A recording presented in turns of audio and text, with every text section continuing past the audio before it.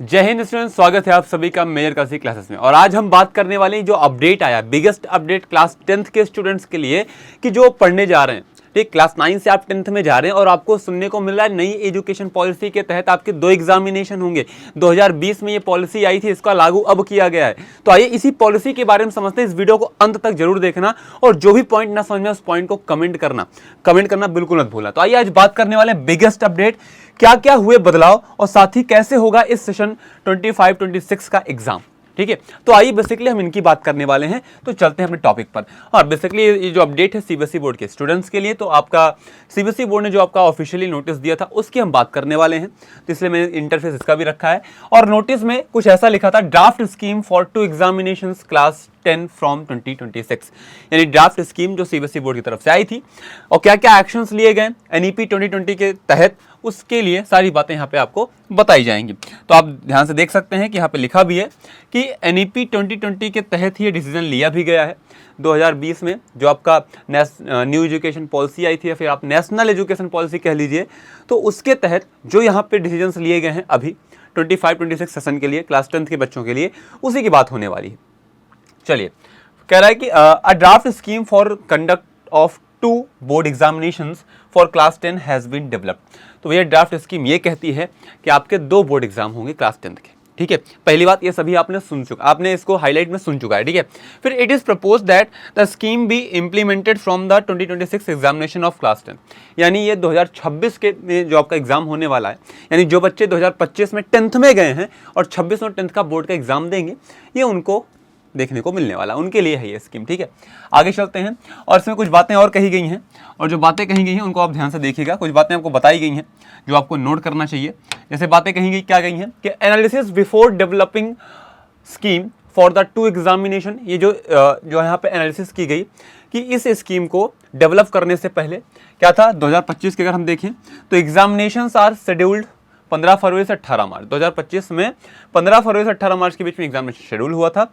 और भैया स्टूडेंट का रजिस्ट्रेशन इतने का हुआ था, इतने बच्चों ने रजिस्टर किया था। ठीक है, 24,12,072 बच्चों ने। ठीक है, टोटल ड्यूरेशन ऑफ एग्जामिनेशन, ये क्लास 10th की बात कर रहे हैं, टोटल ड्यूरेशन कितना था, 32 दिन का। ठीक, 32 दिन के अंदर आपके एग्जाम हो चुके थे। फिर the actual day required for the examination 17 दिन, 17 पेपर होते हैं, 17 दिन एक्चुअल रिक्वायरमेंट थी। ठीक है, सब्जेक्ट ऑफर्ड 84, टोटल वर्ल्ड में, मतलब इंडिया की बात करें तो इंडिया में 84 सब्जेक्ट सीबीएसई बोर्ड ने ऑफर किए थे। और answer books to be evaluated about this, ये बातें आपको बताई गई। ठीक है, ये क्लास 10th का एनालिसिस था। आफ्टर दैट क्लास 12th का भी दिया गया है सेम चीज कि एग्जामिनेशन आर शेड्यूल्ड 15 फरवरी से लेकर के 4 अप्रैल तक। स्टूडेंट्स रजिस्टर्ड 17,88,165 बच्चे। और टोटल ड्यूरेशन ऑफ एग्जामिनेशन आपको दिया 49 डेज का। The actual day required for the exam 38 days. ठीक है, और सब्जेक्ट ऑफर्ड 120, 10th में 84 ऑफर करता है सीबीएसई बोर्ड और 12th में 120। और यहाँ पे आपको answer books to be evaluated का ऑप्शन भी दिया है, वो कितनी, उसकी संख्या कितनी थी, यही बातें आपको बताई गई हैं। तो चलिए अब चलते हैं कि जो नई बात है, ये तो पुरानी एनालिसिस थी, अब नई बात क्या है। लेटेस्ट अपडेट जो आपके सामने है वो ये है कि क्लास 10 2026 में आपका क्या सीन रहने वाला है, कैसे होंगे एग्जामिनेशन। जो आपके मन में क्वेश्चन बना है कि एग्जाम का जो पैटर्न होगा बोर्ड एग्जाम का वो किस रूप से होगा, तो एग्जामिनेशन शेड्यूल होंगे भैया, डेट पहले से दे दी जा चुकी है। ऐसा कोई सीन नहीं है कि आप नवंबर में आएगी, दिसंबर में आएगी, सितंबर में, ऐसा कोई सीन नहीं है। जो पहले लेट में आया करती थी डेट शीट, वो अभी से ही सारी चीज़ें फिक्स हैं। आपको 2 फेज में एग्जाम होने हैं, फर्स्ट फेज और सेकंड फेज में। ये 2 एग्जामिनेशन पॉलिसी की बात करें, केवल और केवल क्लास 10th के लिए है बेटा, ध्यान देना। एग्जामिनेशन शेड्यूल होगा आपका 17 फरवरी से 6 मार्च तक पहला फेज वाला, और 5 मई से लेकर के 20 मई तक दूसरा फेज वाला। अब आपके मन में एक क्वेश्चन आ रहा होगा, क्या सर 2 एग्जामिनेशन होंगे, एक फरवरी में होगा एक मई में होगा, तो ये 2 एग्जामिनेशन जो हमारे हो रहे हैं क्या दोनों में सिलेबस डिफरेंट होगा, इसकी भी बात करेंगे हम आगे चल के। ठीक है, फिर कह रहा है स्टूडेंट रजिस्टर्ड कितने किए हैं भैया, 26,60,000। ठीक है, टोटल ड्यूरेशन ऑफ एग्जामिनेशन 18 + 16 34 दिन का। और सब्जेक्ट ऑफर्ड वही 84 जो 10th का सब्जेक्ट था। Answer book to be evaluated, इतना लगभग इतनी आंसर बुक की नीड पड़ेगी। ठीक है, तो ये आपका जो अभी के लिए तैयार किया गया डाटा, और भगवान जाने इसमें कोई चेंज ना हो तो ज़्यादा अच्छा है, क्योंकि बदलाव होते हैं तो बहुत कठिनाइयाँ होती हैं स्टूडेंट्स के लिए भी और टीचर्स के लिए भी। ठीक है, और हमारा काम तो आपको बताना है ही। ठीक है, आगे चलते हैं। कुछ बातें हैं जो सीबीएसई बोर्ड ने किसमें दी थी, अंग्रेजी में दी थी। तो कुछ बच्चों को ऐसा भी आया कि सर समझ में नहीं आया क्या लिखा है, इतने आपका पॉइंट्स लिखे हैं तो हमें समझ में नहीं आ रहा। तो उन्हीं पॉइंट्स को आपके लिए ईजी लैंग्वेज में कि 10वीं और 12वीं की परीक्षाएं 15 फरवरी के बाद पहले मंगलवार से शुरू होंगी। ठीक है, देख लीजिए पहले डेट शीट पूरा दे रखा है। ठीक है, उम्मीद है कि 2026 में 10वीं में लगभग 26.60 लाख छात्र और 12वीं के लगभग 20 लाख छात्र परीक्षा में शामिल होंगे। 26.6 इतने लाख बच्चे आपके एग्जाम में पार्टिसिपेट करने वाले हैं, ये उम्मीद जताई गई है। दोनों परीक्षाएं पूरे मौजूदा पाठ्यक्रम और पाठ्य पुस्तक पे आयोजित की जाएंगी। कोई सिलेबस में अपडेट नहीं है। ठीक है, सिलेबस में कोई अपडेट नहीं है। विज्ञान, गणित, सामाजिक विज्ञान, हिंदी, अंग्रेजी को छोड़कर बाकी विषयों को निम्नलिखित तरीके से समूहीकृत किया गया है। यानी जो आपके साइंस, मैथमेटिक्स, इंग्लिश, हिंदी हैं, इनको छोड़ करके, और सामाजिक विज्ञान जो आपका सोशल साइंस है, इन सब्जेक्ट्स को छोड़ करके बाकी सब्जेक्ट्स को कुछ ऐसे चीज़ों में क्या है डिवाइड किया गया, क्लासिफाइड किया गया। एक समूह में क्षेत्रीय और विदेशी भाषाएं, कुछ लोग होते हैं जो सीबीएसई बोर्ड के लोकल लैंग्वेज लेते हैं और एडिशनल सब्जेक्ट्स को लेते हैं, उनके लिए ही है। ठीक है, एक समूह में बाकी विषय। ठीक है, फिर पांचवा विज्ञान, गणित, सामाजिक विज्ञान, हिंदी और अंग्रेजी की परीक्षाएं वर्तमान की तरह एक निश्चित दिन पर आयोजित की जाएंगी। ठीक है, जो आपकी ये 5 मेन सब्जेक्ट्स हैं, इंग्लिश, हिंदी, मैथ, साइंस और सोशल साइंस, इनकी परीक्षाएं एक फिक्स डेट पर आयोजित की जाएंगी। साथ ही साथ क्षेत्रीय और विदेशी भाषाओं की परीक्षा एक ही दिन में एक बार में ली जाएगी। क्षेत्रीय और विदेशी जो भाषाएं हैं, इनकी परीक्षा एक ही दिन में एक ही बार में ली जाएगी। बाकी विषयों की परीक्षा 2 या 3 दिन में छात्रों की पसंद के आधार पर। सबसे बड़ी बात कि स्टूडेंट के मन में क्या है उसको निकालने का प्रयास किया है सीबीएसई बोर्ड ने। क्या चाहता है स्टूडेंट उसको, और सबसे अहम भूमिका निभाई है जो कोचिंग होती है ना, जो क्लास 9th 10th के बच्चे होते हैं, कोचिंग ज्वाइन करते हैं कि उनका क्लास स्कूल से वो पास आउट नहीं कर पा रहे हैं, उनके बड़े भाई लोग ऐसा नहीं पास आउट कर पाए, रिजल्ट अच्छे नहीं आए हैं, तो उनके पेरेंट्स लोग कोचिंग लगवाते हैं। और कोचिंग वाले इसमें कहीं ना कहीं लापरवाहियां भी होती हैं। स्कूल की लापरवाही को और कोचिंग की मनमानी को खत्म करने के लिए ये पॉलिसी लाई गई, जो सीबीएसई बोर्ड की गाइडलाइन में लिखा है। अगर आप बोर्ड एग्जाम के लिए कोचिंग लगवाते हो तो ये बहुत गलत बात है, क्योंकि आप स्कूल में भी उतनी फीस देते हो और आप कोचिंग भी लगवाते हो केवल बोर्ड एग्जाम के लिए। हाँ, अगर आपको कॉम्पिटिटिव एग्जाम की तैयारी करनी है तब आप कोचिंग करते हो तो वो आपके लिए बेनिफिट होता है। लेकिन आप स्कूल में पढ़ रहे हो वही चीज़ कोचिंग में पढ़ रहे हो, केवल एग्जाम एक ही देना है, बोर्ड एग्जाम का टारगेट करके बैठे हो, तो यहाँ पर थोड़ा सा मनमानी पना जो कोचिंगों और स्कूलों का चल रहा है उनको खत्म करने का प्रयास किया गया है। और इसी के मद्देनजर रखते हुए सीबीएसई बोर्ड ने यह स्कीम निकाली है। ठीक है, यानी डेटा साइंस की परीक्षा 2 या 3 दिन में आयोजित की जाएगी। छात्रों को सीबीएसई द्वारा तैयार किए गए फॉर्मूले और छात्र द्वारा दिए गए विषय संयोजन के आधार पर ही परीक्षा का दिन आवंटित किया जाएगा। छात्रों को परीक्षा की तारीख चुनने का विकल्प नहीं दिया जाएगा। इस बात का ध्यान रखना कि आपके पास राइट्स नहीं होंगे कि आप अपने एग्जाम के डेट को खुद से सिलेक्ट कर पाएं। ठीक है, छात्रों को परीक्षा की तारीख चुनने का विकल्प नहीं दिया जाएगा। परीक्षा समाप्त होने के बाद इन विषयों के प्रश्न पत्र छात्रों से वापस लिए जाएंगे। इस बात का ध्यान रखना, आपके 5 सब्जेक्ट के आपको पेपर्स वापस नहीं लिए जाएंगे, लेकिन जो ये क्षेत्रीय भाषाएं हैं, लोकल लैंग्वेजेस हैं, इनके आपसे क्वेश्चन पेपर ले लिए जाएंगे। उसके बाद वर्ष 2026 के लिए विषय समूह निम्नानुसार होंगे। तो आप देख लीजिए लैंग्वेज कितनी है, वो आपके सामने दिया गया है। लैंग्वेज 1, लैंग्वेज 2 हिंदी है, इंग्लिश है, इलेक्टिव साइंस है, इलेक्टिव 2 मैथमेटिक्स है, इलेक्टिव 3 सोशल साइंस है। तो इनमें कोई बदलाव नहीं है।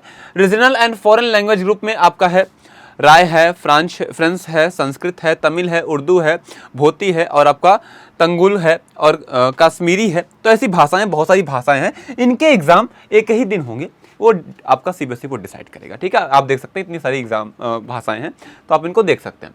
फिर रिमेनिंग सब्जेक्ट ग्रुप कौन कौन से हैं भैया? Elements of book keeping and accountancy, ये जो एडिशनल सब्जेक्ट्स होते हैं ना, उनके लिस्ट है। ठीक है, कि 2026 के लिए विषय समूह निम्नानुसार होंगे। जो दूसरा विषय समूह अभी बताया गया था, 2 भागों में बांटा गया था, तो दूसरा समूह ये रहा आपका। ठीक है, आफ्टर दैट परीक्षाओं का सांकेतिक कार्यक्रम नीचे दिया गया है। जो परीक्षाएं हैं, मैथ का एग्जाम आपका 17 फरवरी को होना है 2026 में, ट्यूसडे के दिन माइनर सब्जेक्ट एग्जाम 1, समझ गए।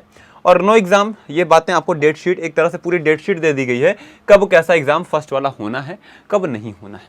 ठीक है, तो आपको एग्जाम की पूरी डेट शीट पहले से ही दे दिया गया है कि आप इसको देखें और इसके अकॉर्डिंग अपनी प्रिपरेशन को तैयार रखें। मन में क्वेश्चन आ रहा होगा, क्या सर 2 बार एग्जाम होगा तो सिलेबस दोनों बार अलग अलग होगा? तो ऐसा कुछ सीन नहीं है बेटा, सिलेबस सेम रहेगा। आप पढ़ेंगे जैसे अभी तक आप पढ़ते आ रहे थे। फरवरी में आपका सिलेबस एंड होगा, लेकिन मौका आपके पास 2 होगा एग्जाम देने का। एक बार फरवरी में देंगे सेम सिलेबस का, आफ्टर दैट आप एग्जाम देंगे कहाँ पे? फरवरी के बाद मई में देंगे उसी सिलेबस का एग्जाम। ठीक है। क्यों? क्योंकि अगर आपने फरवरी में कुछ अच्छा नहीं कर पाए तो आप 2-3 महीना मेहनत करके मई में अच्छा कर सकते हैं। आप अगर ध्यान दें तो जैसे IIT और JEE के एग्जाम होते हैं 2 बार, एक होता है जनवरी में, एक होता है अप्रैल में, ठीक उसी पैटर्न को कि यहाँ पे जो फेल होने के रेट हो रहे हैं ना, बच्चों के फेल होने की जो रेट बढ़ रही थी, इसको कम किया जा सके और आपकी एजुकेशन को एक सॉफ्ट कोर दिया जा सके। ठीक है, ये हो गया आपका। उसके बाद 10वां पॉइंट है कि अध्ययन की योजना और परीक्षा की योजना वही रहेगी।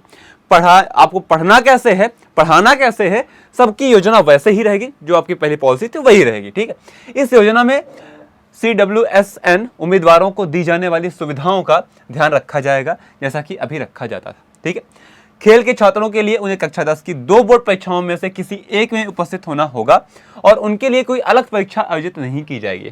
जो स्पोर्ट्स वाले हुआ करते थे, जो बच्चे स्पोर्ट्स खेलते हैं, जो बच्चे क्रिकेट वगैरह खेलते हैं ना, तो उनके लिए एक अलग से परीक्षा कराई जाती थी, तो वो अब एक ही होगी। मतलब 2 परीक्षाएं हो रही ऑलरेडी, फरवरी और मई में, तो उनको इन दोनों में से किसी एक में बैठना अनिवार्य रहेगा, अन्यथा उनका कोई अलग से परीक्षा नहीं कराई जाएगी। पहली परीक्षा के लिए परीक्षा केंद्र निर्धारित किए जाएंगे और दूसरी परीक्षा के लिए भी वही केंद्र आवंटित किए जाएंगे। पहली परीक्षा जो केंद्र बनेगा, दूसरे के लिए भी वही केंद्र बनेगा। परीक्षा आयोजित करने के वर्ष से पिछले वर्ष के सितंबर के अंत तक LOC पूरा हो जाएगा। ठीक है, तो इस बात का भी ध्यान रखिएगा। LOC जमा करने के बाद प्रस्तावित विषयों में कोई बदलाव नहीं किया जाएगा। इस प्रकार केवल दूसरी परीक्षा में विचार किया जाएगा। तो एक बात ध्यान रखिएगा, एक बार LOC सबमिट हो गया तो जो आपने फॉर्म सबमिट किया उसमें आपको कोई चेंजेस आपको करने की अनुमति नहीं होगी। प्रथम परीक्षा के लिए LOC भरना अनिवार्य होगा। प्रथम परीक्षा के लिए LOC भरते समय LOC में दोनों परीक्षाओं का विकल्प प्राप्त किया जाएगा। द्वितीय परीक्षा के LOC में कोई नया नाम नहीं जोड़ा जाएगा। इस बात का ध्यान रखिएगा, ये सभी आपके ऑफिशियल वर्क होते हैं जो स्कूल वाले ध्यान देते हैं। ठीक है, द्वितीय परीक्षा के लिए LOC परिणाम घोषित होने के तुरंत बाद ही लाइव कर दिया जाएगा ताकि द्वितीय परीक्षा से बाहर निकला जा सके। सभी कार्यक्रम तय रहेंगे तथा कार्यक्रम में कोई विचलन नहीं होगा। ये पूरा आपको आश्वासन देती है CBSE बोर्ड की, इस बात का हम पूरा ध्यान रखेंगे। कोई आपको लूप होल देखने को नहीं मिलेगा। ठीक है, आफ्टर दैट प्रथम बार LOC भरने के समय दोनों परीक्षाओं के लिए परीक्षा शुल्क बढ़ाया जाएगा तथा लिया जाएगा, जो एक बार भुगतान करने पर वापस नहीं किया जाएगा। जो परीक्षा शुल्क आपसे लेंगे इसकी वापसी की कोई गारंटी नहीं है। प्रथम द्वितीय परीक्षा पूरक परीक्षा के रूप में भी कार्य करेंगी। किसी भी परिस्थिति में कोई विशेष परीक्षा आयोजित नहीं की जाएगी। कैसी भी सिचुएशन आ जाए, कोई अन्य परीक्षा आपके लिए आयोजित नहीं होगी। तो ऐसे कुछ पॉइंट्स आपको दिए गए हैं, आप इन पॉइंट्स को पढ़ सकते हैं। आप पढ़ेंगे, जो पॉइंट्स ना समझ में देख सकते हैं, जैसे परिणाम घोषित होने के बाद छात्रों को दी जाने वाली सत्यापन, फोटोकॉपी तथा पुनर्मूल्यांकन की सुविधाओं को समीक्षा की जाएगी तथा समय की उपलब्धता के अनुसार उन्हें तैयार किया जाएगा। परीक्षा केंद्र बनने के लिए विद्यालयों का मूल्यांकन किया जाएगा तथा परीक्षा केंद्रों की गुणवत्ता सुनिश्चित करने के लिए एक संबंध में प्रमाण पत्र जारी किया जाएगा। कोई स्वकेंद्र निर्धारित नहीं किया जाएगा। जो सेल्फ आपका सेंटर होता था, ऐसा कोई निर्धारण नहीं होगा। यदि प्रायोजक विद्यालय के निकट कोई विद्यालय नहीं है तथा नीति के अनुसार यदि परीक्षा केंद्र दूर है तो प्रायोजक विद्यालय द्वारा आवश्यक व्यवस्था की जाएगी। जिस विद्यालय से आप पढ़ रहे हैं वो विद्यालय आपकी व्यवस्था करेगा। आपको अगर आपका सेंटर दूर है तो वहां तक ले जाने ले आने की पूरी जिम्मेदारी किसकी? आपके स्कूल की हो जाएगी। केवल राष्ट्रीय राजपत्रित अवकाशों पर परीक्षा आयोजित नहीं की जाएगी। प्रतिबंधित अवकाशों तथा राजकीय अवकाशों पर परीक्षाओं का कार्यक्रम निर्धारित किया जाएगा तथा उनके अनुसार परीक्षा आयोजित की जाएगी। तो भैया ये बात ध्यान रखिएगा, केवल ऑफिशियल छुट्टी पर आपकी परीक्षा निर्धारित नहीं की जाएगी, बाकी हर सिस्टम पे आपका हो सकता है। ठीक है, निर्धारित पात्रता के अनुसार अभ्यर्थियों को प्रथम परीक्षा में बैठने की अनुमति दी जाएगी। प्रथम परीक्षा के परिणाम के पश्चात कोई उत्तीर्णता प्रमाण पत्र जारी नहीं किया जाएगा। पहली परीक्षा का प्रदर्शन, डिजी लॉकर के उपलब्ध सुविधा आदि छात्र दूसरी परीक्षा में शामिल नहीं होना चाहते तो इसका उपयोग 12वीं कक्षा में प्रवेश के लिए किया जा सकता है। तो बेटा यहाँ पे एक बहुत अच्छी बात यह है कि जो आपकी प्रथम परीक्षा होगी ना, इसका रिजल्ट आपको नहीं मिलेगा स्कूल के द्वारा। ये कब मिलेगा? जब दोनों एग्जामिनेशन आपके मई और फरवरी वाले हो जाएंगे तब मिलेगा, जो स्कूल देगा आपको सर्टिफिकेट वगैरह। ठीक, और अगर आपको देखना है फिर भी रिजल्ट आपके, तो आप डिजी लॉकर्स की हेल्प से आप उसको देख सकते हैं। या फिर आप दूसरी परीक्षा नहीं देना चाहते हैं, आप पहली परीक्षा से संतुष्ट हैं, ये भी ऑप्शन आपके पास है कि अगर आप दोनों परीक्षाओं में किसी एक को ही अपीयर करना चाहते हैं तो आप उसको भी कर सकते हैं। अगर आप दूसरी परीक्षा नहीं देना चाहते, इन केस ऑफ दैट कि आप पहली परीक्षा से संतुष्ट हैं, तो आप डिजी लॉकर से अपने डॉक्यूमेंट निकाल करके आप 12th के एडमिशन के लिए अप्लाई कर सकते हो। ठीक है, उसके बाद पहली परीक्षा का प्रदर्शन डिजिलॉकर के उपलब्ध सुविधा से आप प्राप्त कर सकते हैं। सभी साथियों को दूसरी परीक्षा में परिणाम के बाद अध्ययन होने के दस्तावेज जारी होंगे, ये जो आपके सर्टिफिकेट्स वगैरह हैं, ठीक है। व्यवहारिक आंतरिक आकलन केवल एक बार किया जाएगा, ये बात याद रखिएगा। जो री चेकिंग कॉपी पे का होता है ना, ये सिर्फ एक ही बार होगा। अंक तालिका सह उत्तीर्णता प्रमाण पत्र में प्रथम परीक्षा, द्वितीय परीक्षा, प्रायोगिक आंतरिक मूल्यांकन में प्राप्त अंक तथा ग्रेड होंगे। साथ ही दोनों में से बेहतर अंक का भी उल्लेख होगा, ठीक है। यानी पूरी फर्स्ट एग्जामिनेशन, सेकंड एग्जामिनेशन की पूरी एक डिटेल आपकी मार्कशीट बनेगी और उस पूरे डाटा में आपका दिखाया जाएगा किसमें आपने अच्छा नंबर पाया, किसमें ग्रेड कैसा रहा, सब कुछ मेंशन होगा, आपको कुछ निकालना नहीं पड़ेगा। प्रथम परीक्षा में उत्तीर्ण न होने वाले विद्यार्थियों को कक्षा 11 में प्रवेश दिया जा सकेगा तथा द्वितीय परीक्षा में परिणाम के आधार पर उनका प्रवेश अंतिम रूप से दिया जाएगा। आपने अगर प्रथम परीक्षा में आप पास नहीं होते हो तो आपको 11th में प्रवेश मिल जाएगा, लेकिन इन केस अगर आपने सेकेंड एग्जामिनेशन भी पास नहीं किया तब वहां पे आपके लिए दिक्कत हो सकती है। आफ्टर दैट द्वितीय परीक्षा के पश्चात योग्यता प्रमाण पत्र जारी किया जाएगा। सभी 5 विषयों के उत्तीर्ण होने वाले विद्यार्थियों को उत्तीर्ण घोषित किया जाएगा। जब तक आप 5 Hindi, English, math, science, social science, जब तक आप इन 5 में उत्तीर्ण नहीं होंगे, पास नहीं होंगे, तब तक आप पास नहीं कहे जाएंगे। इन 5 में पास होने के बाद ही आपको कंप्लीटली पास माना जाएगा। प्रथम परीक्षा में 1 से 5 विषयों की उत्तीर्ण न होने वाले विद्यार्थियों को सुधार श्रेणी में रखा जाएगा तथा उन्हें द्वितीय परीक्षा में बैठने की अनुमति दी जाएगी। अगर जो आपके भाई हैं, चाहे आप लोग हो, अगर आप फर्स्ट एग्जाम में पास नहीं कर पाते हो तो आपको सुधार श्रेणी में रखा जाएगा, इंप्रूवमेंट के लिए रखा जाएगा। और आप जब मई वाला एग्जाम दोगे आप उसमें डेफिनेटली पास करोगे। जब मौके हैं तो हम कर सकते हैं, बिल्कुल कर सकते हैं। किसी भी परीक्षा का पाठ्यक्रम उस वर्ष का पाठ्यक्रम होगा जिस वर्ष परीक्षा होगी, ठीक है। पाठ्यक्रम या जो आपका सिलेबस है उसी वर्ष का होगा, ठीक है। अतिरिक्त विषय की अनुमति नहीं होगी। इसका अर्थ यह है कि 10वीं कक्षा उत्तीर्ण करने के बाद छात्रों को अकेले विषय में प्रवेश नहीं दिया जाएगा, ठीक है।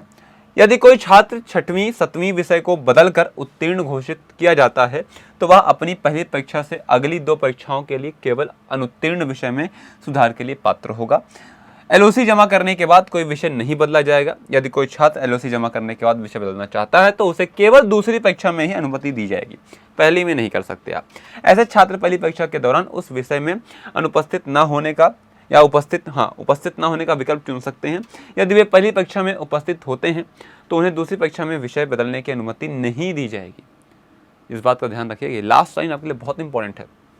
और कुछ पॉइंट्स हैं जो आपको और सुनना चाहिए, क्योंकि मैंने अगर आपके लिए ये मेहनत की है, हिंदी में कन्वर्ट किया है, तो आपको पूरी बातें एग्जैक्टली पता चलें। छात्र केवल दूसरी परीक्षा में उपस्थित हुए, आगे कोई परीक्षा आयोजित नहीं की जाएगी। ऐसे छात्रों को अगले वर्ष की पहली परीक्षा में उपस्थित होने की अनुमति दी जाएगी, लेकिन पाठ्यक्रम अगले वर्ष के लिए लागू पाठ्यक्रम होगा। मतलब जैसे आप दूसरी में भी फेल हो गए तो दूसरी बात कोई इंप्रूवमेंट का एग्जामिनेशन नहीं होगा, ठीक है। फिर अगला सेशन जब आएगा उस टाइम का जो सिलेबस होगा उसमें आपको एग्जाम देना पड़ेगा, ठीक है।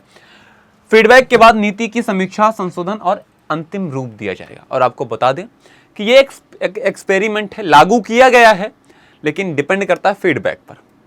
जैसे एक बार इंडिया में ओपन बुक एग्जामिनेशन हुआ था तो रिजल्ट काफ़ी गंदा था, अच्छा रिजल्ट नहीं आया था। करीब 28% स्टूडेंट्स पास हुए थे उस टाइम ओपन बुक एग्जामिनेशन में। सोचने वाली बात है, शर्म की बात है। बच्चे एकदम बेफिक्र हो गए थे कि किताब सामने खुली होगी, हम छाप के लिख लेंगे। तो ऐसी सिचुएशन में उसको बंद करना पड़ा। तो अगर यहाँ भी कोई ऐसी दिक्कत आएगी तो इसको भी क्लोज करना पड़ेगा, पुरानी नीति को अपनाना पड़ेगा। लेकिन अगर इसमें फीडबैक अच्छा रहा तब इसको अंतिम मंजूरी दी जाएगी और तब ये अगले साल से कंटिन्यू चलेगा, फिर कोई संशोधन नहीं होगा। परीक्षा उपनियमों में यथोचित संशोधन किया जाएगा, जैसे जैसे जरूरत पड़ेगी, जो कहा गया सारे संशोधन होंगे। आपका सिलेबस हर साल का अलग अलग चेंजेस किया जाएगा, तो वो सबको अपडेट मिलता रहेगा। आपको करंट सिलेबस से ही एग्जाम देना है। और उसके बाद आपके भविष्य के लिए मेजर कलसी परिवार की तरफ से बेस्ट विशेष हैं। आप अगर 10th में जा रहे हो, जो बच्चे 9th पढ़ के 10th में जा रहे हैं, उनके लिए एक चैलेंज हो सकता है कि वो एक बोर्ड एग्जाम देने वाले हैं।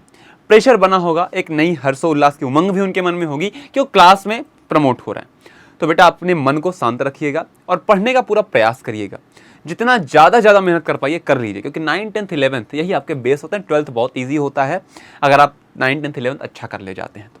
तो आई होप आपको चीज़ें समझ में आ गई कि ये जो बिगेस्ट अपडेट थी न्यू एजुकेशन पॉलिसी या फिर नेशनल एजुकेशन पॉलिसी जो सीबीएसई बोर्ड ने डुअल एग्जामिनेशन की पॉलिसी लेकर आए हैं वो किस लिए। मेन बात यहाँ पे आती है कि जो डुअल एग्जामिनेशन की पॉलिसी आई है केवल और केवल आप जैसे बच्चों के लिए कि जिनको सिलेबस लेंदी लग रहा है। ऐसा तो है नहीं, सबके पास सेम IQ लेवल होता है, कुछ को कम लगता है, कुछ को ज़्यादा, किसी कोई फेल होता है, कोई पास। तो हम चाहते हैं कि सबको बराबर इक्वलिटी जैसे नंबर मिले, सब अच्छा करने का प्रयास करें, प्रयत्न करें। तो ऐसा सीबीएसई बोर्ड ने सोचा है और मेरा मानना है कि ये सोच गलत नहीं, ये सोच बहुत सही है। ऐसा 12th में भी होना चाहिए, जबकि 10th में फेल का रेट कम है as compare to class 12th, तो 12th में भी ऐसा होना चाहिए और ऐसा होना अनिवार्य भी है।